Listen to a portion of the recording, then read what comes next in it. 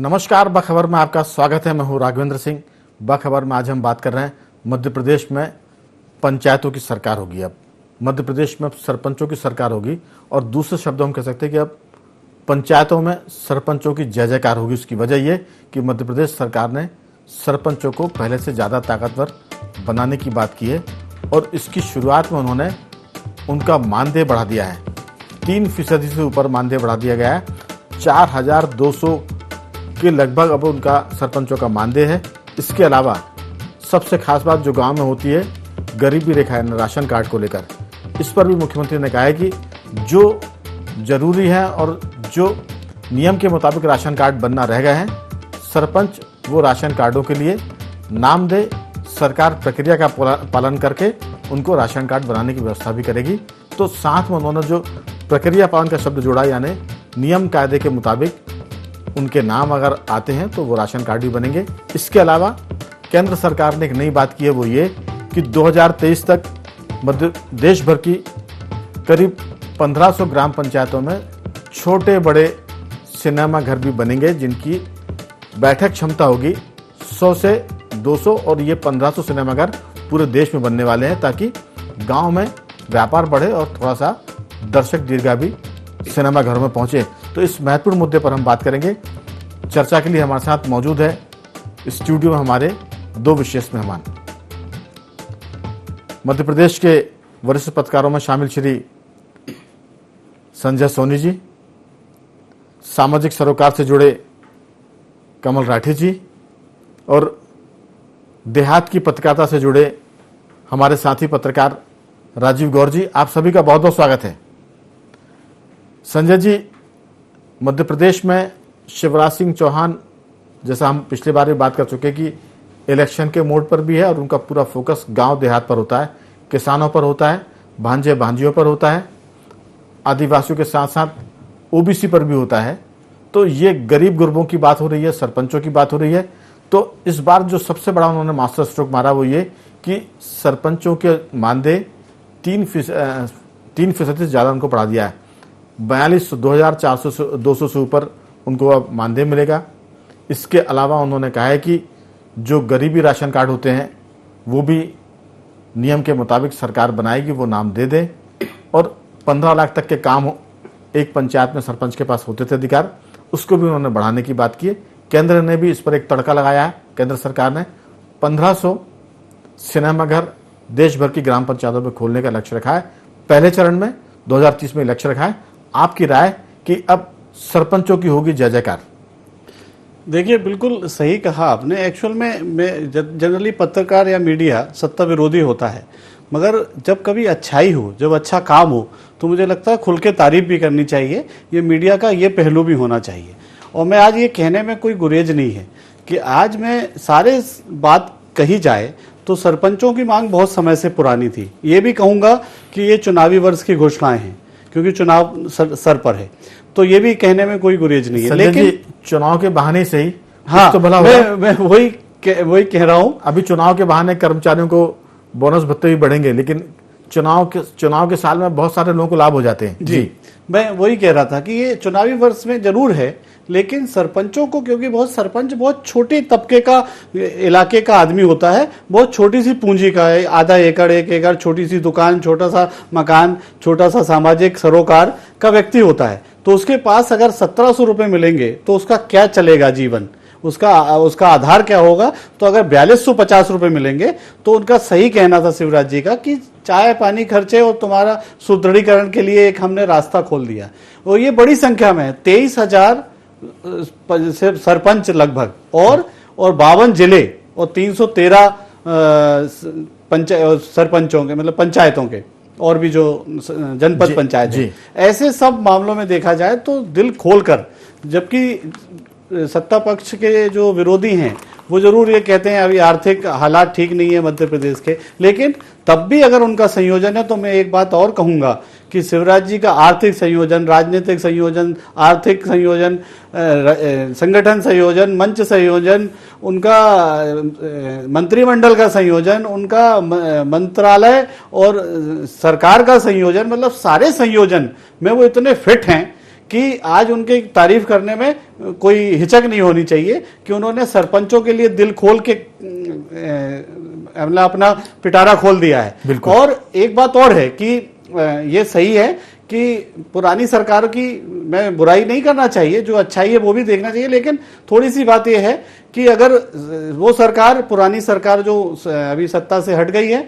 वो उनके मुखिया मंत्रालय में बैठ के काम करते थे, मगर शिवराज जी उतना ही मंत्रालय में बैठते हैं, उतना ही फील्ड में रहते हैं, उतना ही सामाजिक सरोकार। जैसे आज एक उनने चीते की एक घटना हुई, उनने तुरंत निर्णय लिया, आपात बैठक बुलाई कि ऐसे कैसे हो गया, जो स्टेट चीता स्टेट है वो कैसे वहां किसी की मृत्यु हो गई। तो मेरा कहना यह है कि आज वाकई ये एक अच्छी बात है कि सरपंचों के लिए उन्होंने बहुत अच्छी योजनाएं लागू की हैं, जो पंचायत अधिनियम के तहत थी और बीच में कभी लागू होती थी, कभी छोड़ दी जाती थी। अब उन्होंने खुल के अधिकार दिए हैं। अब ये भी जरूर है कि प्रशासनिक अमला उसको जमीन पर कहां तक और कितने समय तक उतारता है, ये देखना होगा। बिल्कुल, तो कह सकते हैं कि सरपंचों की सरकार और सरपंचों की जय जयकार, और सरपंचों के लिए जो मुख्यमंत्री शिवराज सिंह चौहान ने घोषणा की है, तो जाहिर है कि सरपंच भी शिवराज जी की जय जयकार कर रहे होंगे। लेकिन हमारा सिर्फ इतना इसमें जोड़ना इतना है कि ये जो शुरुआत हुई थी, ये दिग्विजय सिंह जी के समय पंचायत का त्रिस्तरीय सिस्टम लागू हुआ था, 3 टायर सिस्टम जिसको हम कहेंगे, कि ग्राम पंचायत, फिर जनपद और फिर जिला पंचायत।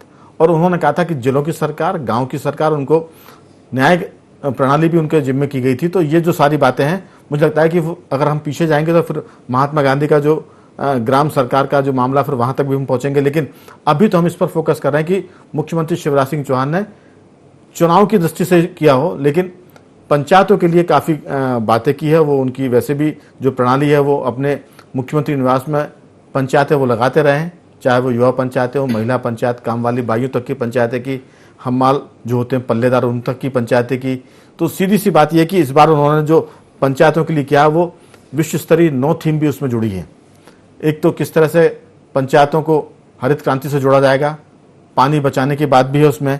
इसके अलावा आजीविका को लेकर भी उन्होंने बात की कि जो उन्नत पंचायतें होंगी, तो ये करीब 9 ऐसे उनके कार्यक्रम हैं।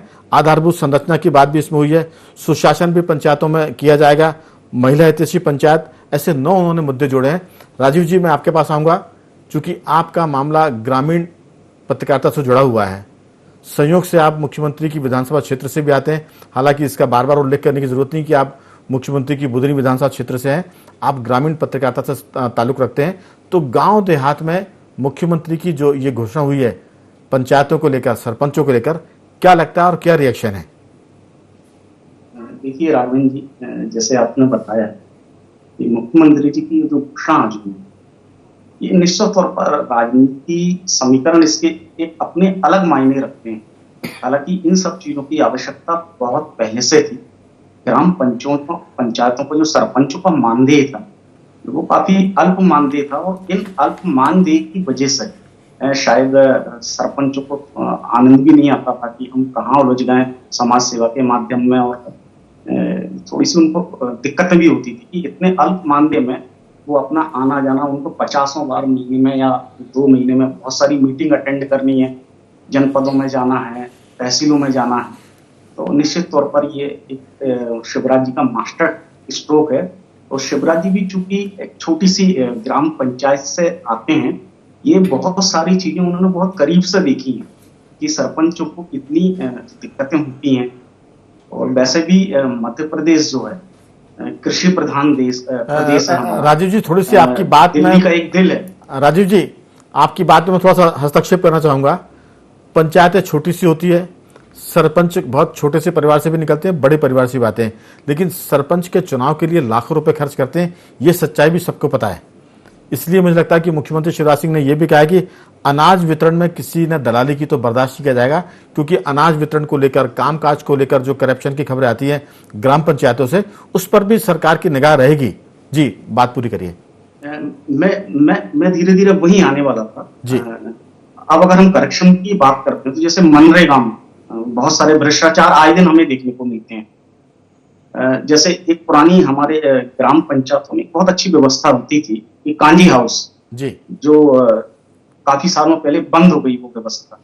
तो ऐसे बीच बीच में सरपंचों को अधिकार तो दिए हैं, लेकिन कुछ सुधार अधिकार भी देने की आवश्यकता। मानदेय बढ़ा देने से अकेले से कुछ नहीं होगा, जहां तक मैं समझता हूँ। ये सिर्फ एक चुनावी मास्टर स्ट्रोक है, क्योंकि सरकार का वोट बैंक का जो रास्ता होता है वो ग्राम पंचायतों से ही होकर जाता है, क्योंकि बहुत बड़ा वोट बैंक है। ये निश्चित तौर पर शिवराज जी जानते हैं, और शायद ये उन्हीं के मंशानुपात जो उन्होंने घोषणाएं की हैं, तो निश्चित तौर पर वो तो 2023 के चुनाव को दृष्टिगत रखते हुए किए। लेकिन अभी बहुत सारी इनमें और भी सुधार की मैं समझता हूँ। ग्राम पंचायतों को अधिकार के साथ और भी उनको छूट देनी चाहिए, और भी बहुत सारे सुधार की मैं समझता हूँ जरूरत है। बिल्कुल। तो कह सकते हैं कि मुख्यमंत्री शिवराज सिंह का वोटरों की नब्ज पर हाथ है।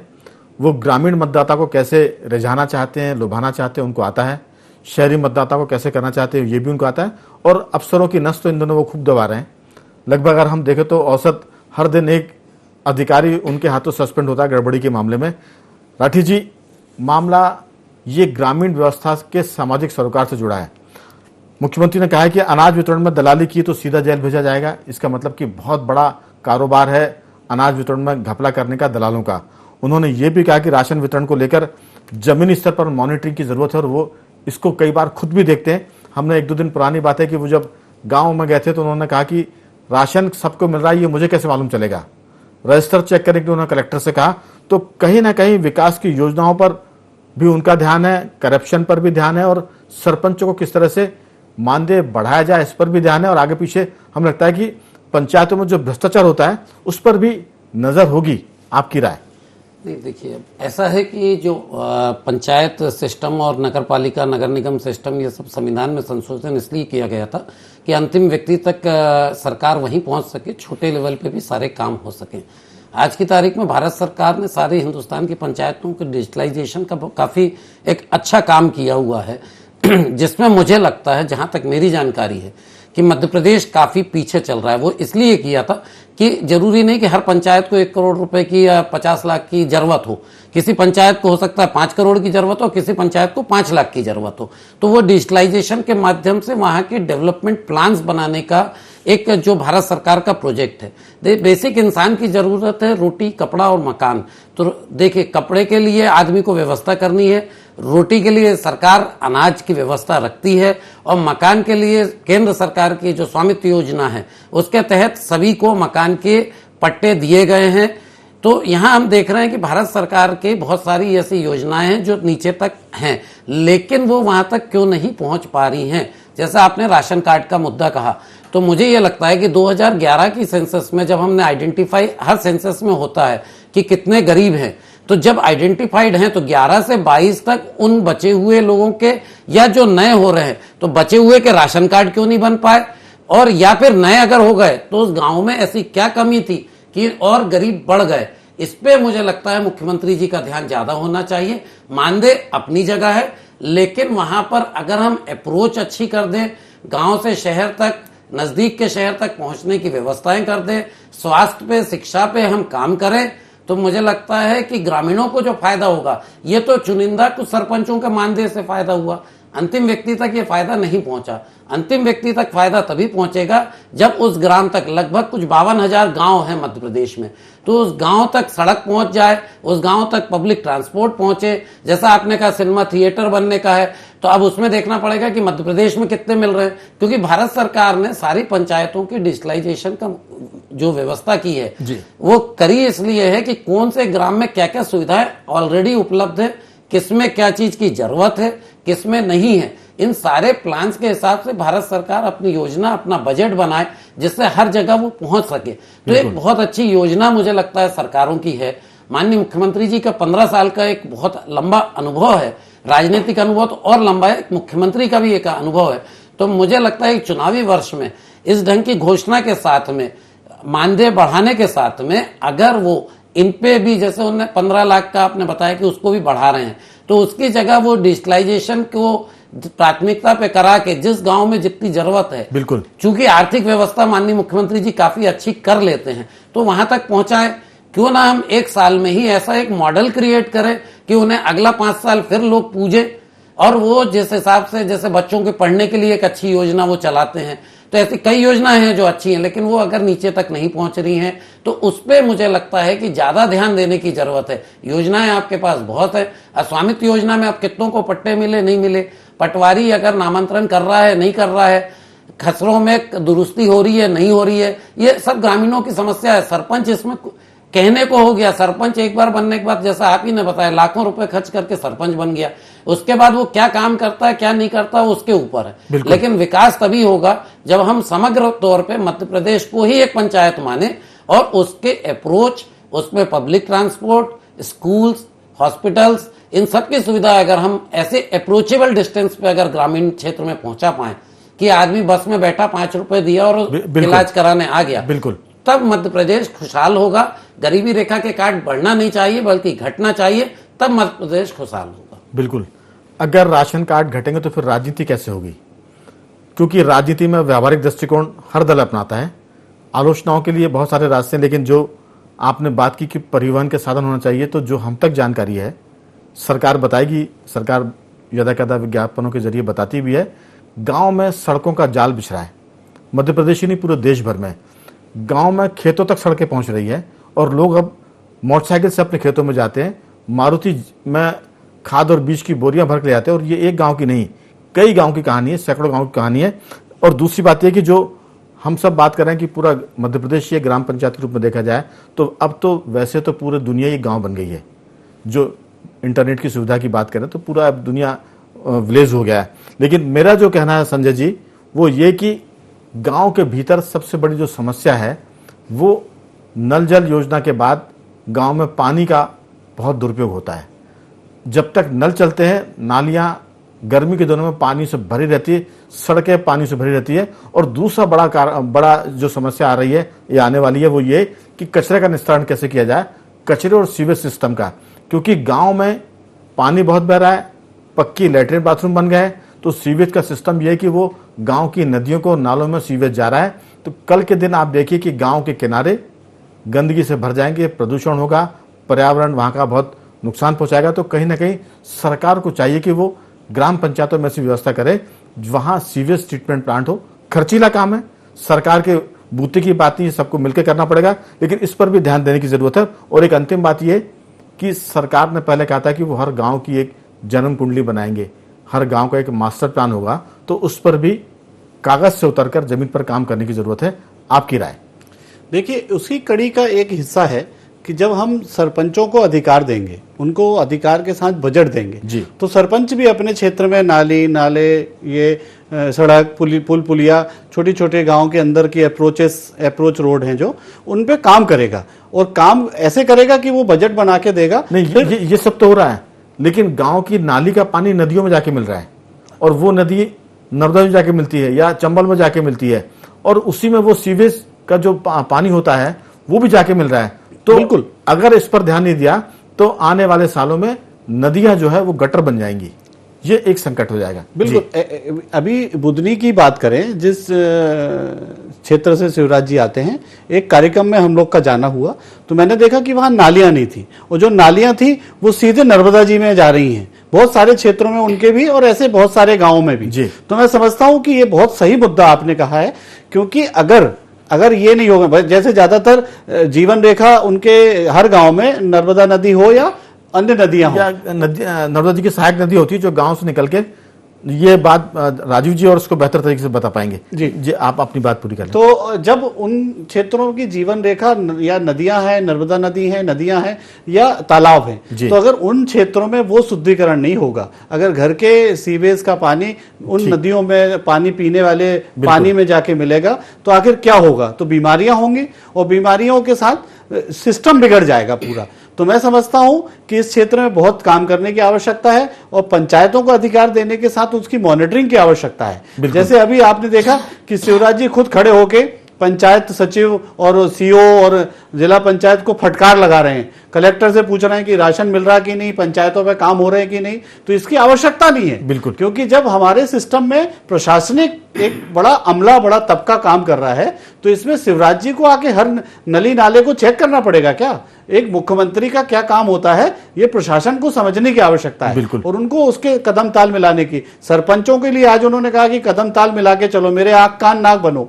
क्यों कहा? क्योंकि वो जानते हैं, सीएम के हाउस का एक नंबर भी उन्होंने आज जारी किया कि आप अगर पंचायतों में कोई गड़बड़ हो सीधे मुझे फोन करें, मुझे बताएं, मेरे टीम देखेगी। अब इस पर तो हम बाद में जाएंगे कि वो सीएम हाउस का नंबर कितना उठता है, कितनी शिकायतें होती है और कितना उसका निराकरण होता है। लोग सीएम हेल्पलाइन को लेकर भी बहुत सारी शिकायतें कर चुके हैं, कई शिकायतें पेंडिंग है।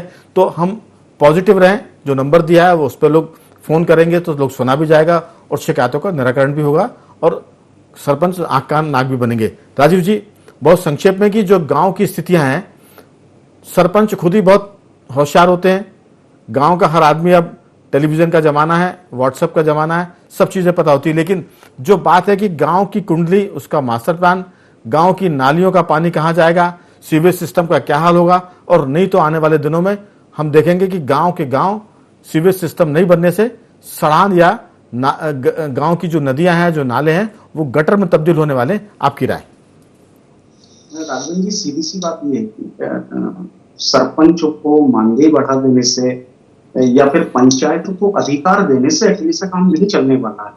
कहीं ना कहीं प्रशासन को भी इस ओर ध्यान देना पड़ेगा।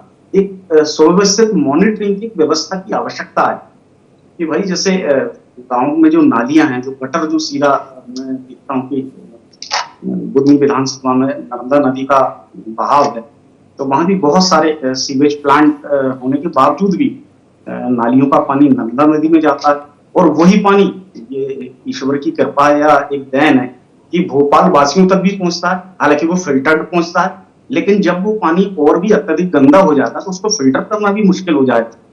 तो ये बहुत सारी विसंगतियां हैं। तो इनको एक अच्छे मास्टर प्लान की आवश्यकता है, उनको अच्छे से समझने की आवश्यकता है, एक अच्छी मॉनिटरिंग की आवश्यकता है।